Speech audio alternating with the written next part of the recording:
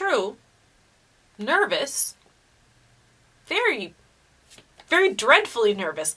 I had been and am, but why will you say that I am mad? Disease had sharpened my senses, not destroyed, not dulled them. Above all was the sense of hearing acute. I heard all the things in heaven and in earth. I heard many things in hell. How then am I mad? Hearken and observe how healthily, how calmly I can tell you the whole story. It is impossible for me to say how first the idea entered into my brain, but once conceived, it haunted me day and night. Object there was none, passion there was none. I loved the old man. He'd never wronged me. He'd never given me insult. For his gold I had no desire. I think it was his eye. Yes, it was this. He had the eye of a vulture, the pale blue eye with a film over it. Whenever it fell upon me, my blood ran cold, and so by degrees, very gradually, I made up my mind to take the life of the old man, and thus rid myself of the eye forever. Now this is the point. You fancy me mad, but madmen know nothing.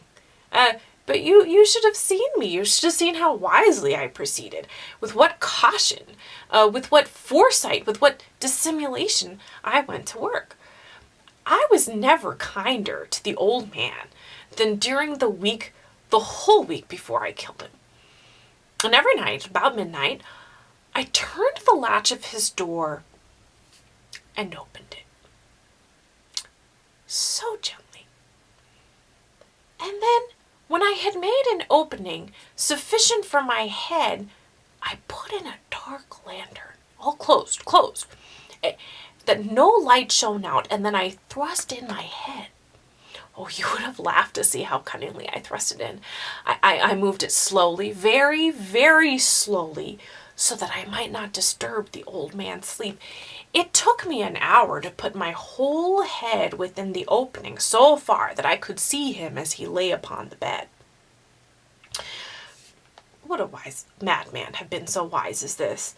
When my whole head was well within the room, I undid the lantern cautiously, so cautiously, for the hinges creaked. 7 long nights. I undid it just so much that a single thin ray fell upon the vulture eye. This I did. 7 long nights, every night, just at midnight. But I found the eye always closed. And so it was impossible to do the work, for it was not the old man who vexed me, but his evil eye. And every morning, when day broke, I went boldly into the chamber and spoke courageously to him, calling him by name in a hearty tone, inquiring how he had passed the night. So you see, he would have had to have been a very profound old man indeed to suspect that every night, at midnight, I looked upon him as he slept. Upon the 8th night, I was more than usually cautious in opening the door. A watch's minute hand moved more quickly than did mine. Never before that night had I felt the extent of my own powers, my own sagacity. I could scarcely contain my feelings of triumph. To think that there I was, opening the door little by little, and he, not even to dream of my secret deeds or thoughts. I fairly chuckled at the idea. Perhaps he heard me, for he moved on the bed suddenly as if startled. Now you may think that I drew back, but no. His room was as black as pitch darkness. The shutters were fastened for fear of robbers. I knew he could not see the opening of the door, and I kept pushing it on steadily. I had my head in and was about to open the lantern when my thumb slipped on the tin fastening, and the old man sprang up in bed, crying out, "Who's there?" I kept quite still, said nothing. For a whole hour I did not move a muscle. And in the meantime, I did not hear him lie down. He was still sitting in the bed, listening, just as I have done, night after night, hearkening to the death watches in the wall. Presently, I heard a slight groan, and I knew it was the groan of mortal terror. It was not a groan of pain or grief. No. It was the low, stifled sound that arises from the bottom of the soul when overcharged with awe. I knew the sound well. Many a night, just at midnight, when all the world slept, it has welled from my own bosom, deepening with its dreadful echo the terrors that distracted me. I say I knew it well. I knew what the old man felt and pitied him, although I chuckled at heart.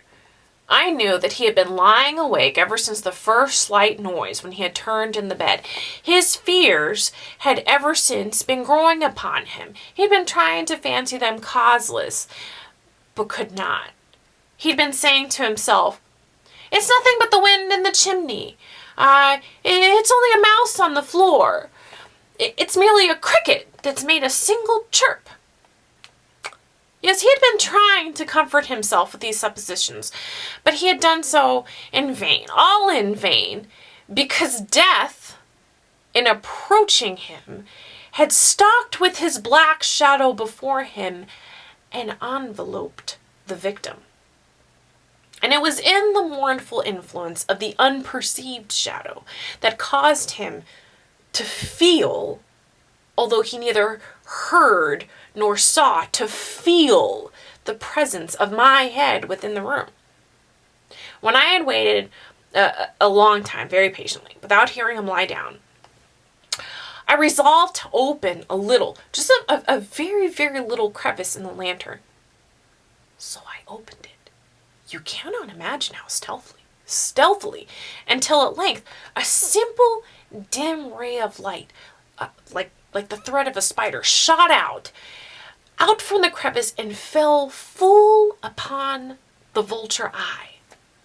It was open, wide open, and I grew furious as I gazed upon it. I saw it with perfect distinctness, all a dull blue with a hideous veil over it that chilled the very marrow of my bones, and I could see nothing else of the old man's face or person, for I had directed the ray as if by instinct precisely upon the damned spot.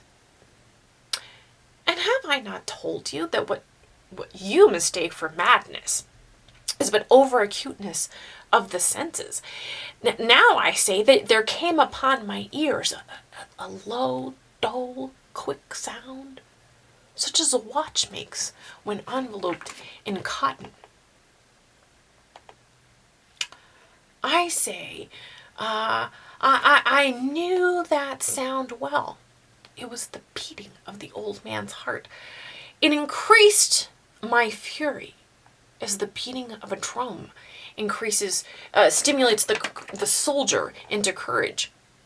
But even yet, I refrained and kept still. I scarcely breathed. I held the lantern motionless. I tried how steadily I could maintain the ray upon the eye. Meantime, the hellish tattoo of the heart increased. It grew quicker and quicker and louder and louder and louder every moment. The old man's terror must have been extreme. It grew louder, I say, louder every moment. Do you mark me well? I have told you that I am nervous. And so I am, and now at the dead hour of night, with the dreadful silence of that house, so strange a noise as this excited me to uncontrollable terror. Yet some minutes longer I refrained and stood still, but the beating grew louder and louder. I thought the heart must burst, and now a new anxiety seized me. The sound would be heard by a neighbor. The old man's hour had come. With a loud yell, I threw open the lantern, leaped into the room. He shrieked out, Once only, in an instant, I dragged him to the floor, pulled the heavy bed over him. I then smiled gaily to find this deed so far done. But for many minutes the heart beat on through a muffled sound. This, however, did not vex me. It would not be heard through the wall. At length, it ceased. The old man was dead. I removed the bed and examined the corpse. Yes, he was dead. Stone dead. I placed my hand upon the heart many minutes more.